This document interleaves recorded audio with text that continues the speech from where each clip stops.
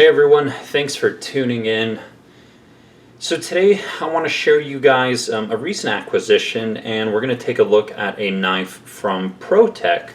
Now, I do want to talk about Protech a little bit before we get into this beautiful knife that I have on the table here, because I think it's time for a lot of us to honestly take a look at Protech as a manufacturer. Protech's been around since '99. They're based in Southern California, the Los Angeles area. And to me, I've always had this kind of notion in my head that they're simply an automatic knife maker that uses 154 cm, and I kind of wrote them off as that. Even though I've been aware of them for a long time, the last 10 years that I've been in this hobby. But that changed when they did a collaboration. It was a three-way collaboration between Protech, Ferrum Forge, and Massdrop, and they made well, it's called Drop now, but they did what was called the Mordax Flipper, and that was a manual button lock on bearings and used 20 CV steel, and that knife blew me away. It was remarkably good, and for a long time, button lock flippers have been quite difficult to achieve. You had companies or individuals attempt, and there are always issues with like a lot of button, lock stick, or kind of the button gets stuck. But anyways, I was really blown away, and so I was like, I need to start taking a better look at Protech. And then they came out with another knife we're not going to cover in this video, but they did a collaboration, with, it's an automatic, but it's a Strider SNG model. This one is really cool. I'll get to it in another video.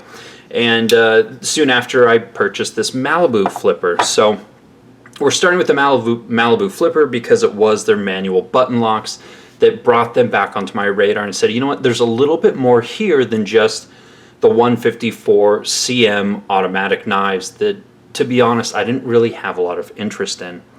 So, again, they're based in Southern California. They're fully USA made.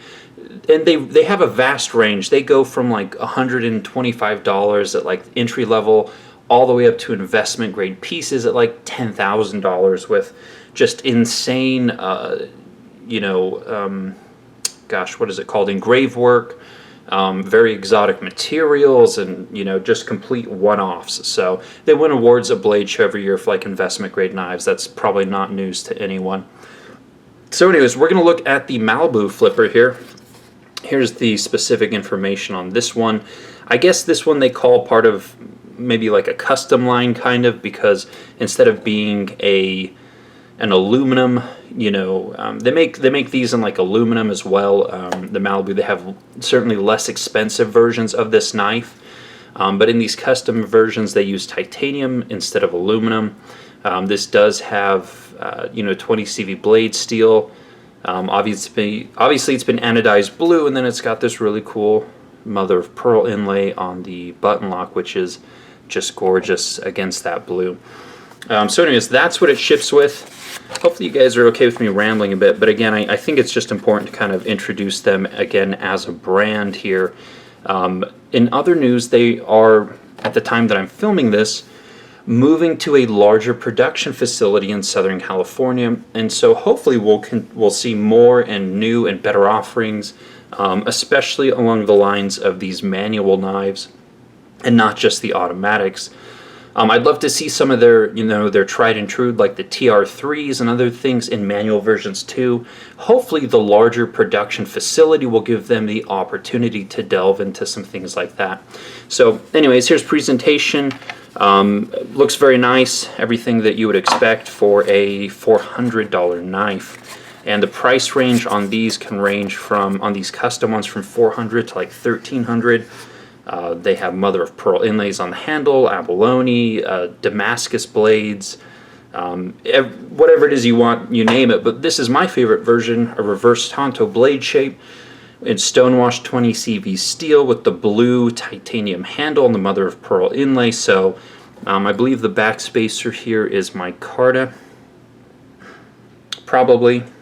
Hopefully I'm not wrong. Pocket clip, but the action is very, very good. Look at that. Whew. Alright, so that's enough rambling about Protech. Again, I think it's just a company overall that you guys should really keep an eye on. I'm expecting great things from them in the future, and their owner, Dave Wattenberg, absolute gentleman, and a great ambassador for our hobby as a whole. He just knocks it out of the park in any interviews, and the few times I've spoken to him at knife shows, been an absolute gentleman. So, all right, let's get into the specs on this one. Let's grab a few size comparisons.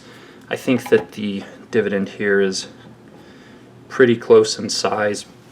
And we've got the Para 2 yet again. So overall length on this one, 7.5 inches. Blade length is 3 1/4. Obviously the handle length is 4 1/4 as well. Flat grind, reverse Tonto, 20 CV, titanium mother of pearl. Does run on bearings, and obviously it's a button lock. So here's the blade stock. Blade stock's pretty reasonable too. What is it? 0.125 inches, so in line with that. Here we are next to the Para 2. Looks to be pretty much the same thickness there. Alright, let's move those out of the way. And I'm going to tell you guys kind of what I like and dislike about this particular knife. So let's do some macros.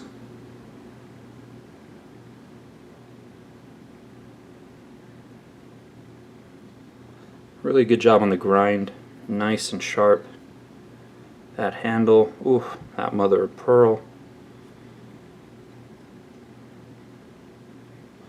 Lots of nice chamfering around the edges on this titanium. It's been anodized beautifully. Deep tray pocket clip.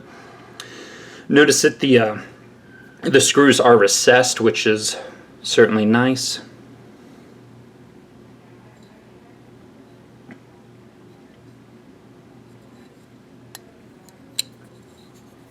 Flipper tab, stop pin, centering, action.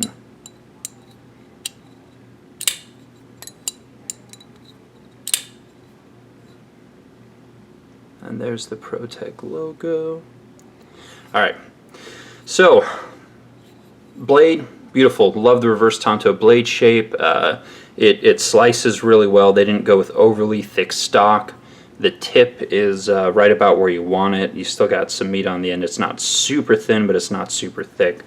So I love the grind. I think it works beautifully with the design.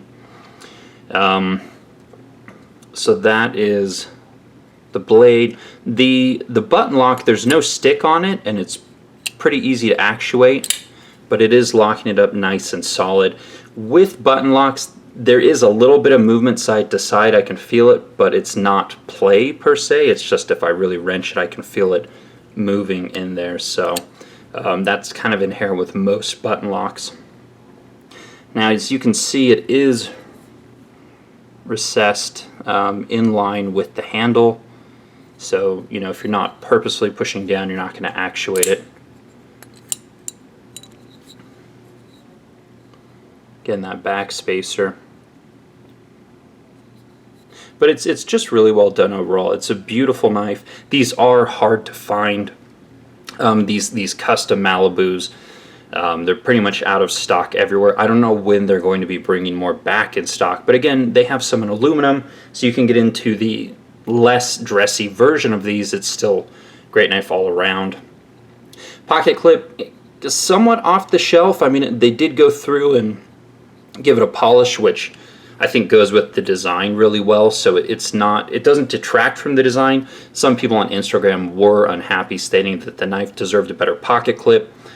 For me, I don't care. This is perfectly functional, and it just kind of matches overall. And then they did recess the screws. So for me personally, I'm totally fine with the clip. If you're not, then, you know, perhaps you won't buy one. But yeah, I have really no issues with that. The one complaint is going to be about balance. So we probably won't see it here, but there's no internal milling, and so this thing is pretty tail heavy. You know, point of balance. I'm trying to find it here on camera.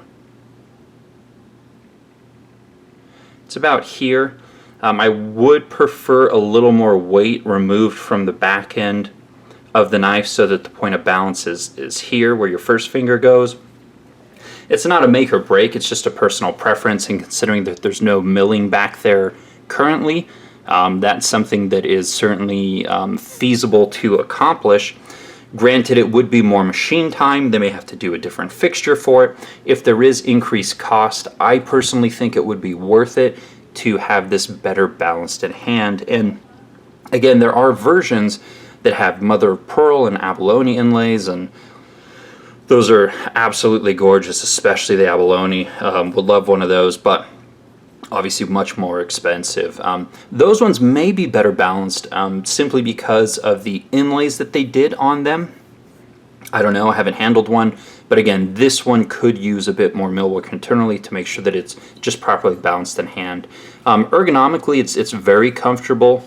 That's where it sits, just a little bit poking out in my hand, and I do wear an XL glove, so love where it fits in hand. And the pocket clip doesn't dig in, so there's no hot spots on this one. It's comfortable, has an amazing action.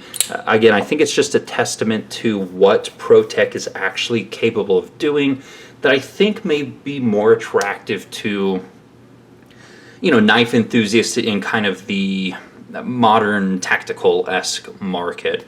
Again, there's a segment of people who are really into automatics.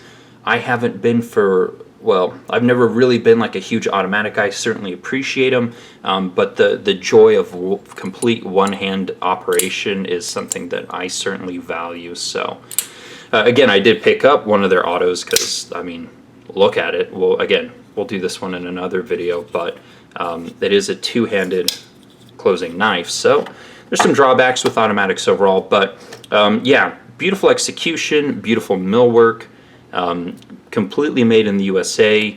You know, for what you're getting, you know, $400, I feel like there's, you know, there's value there.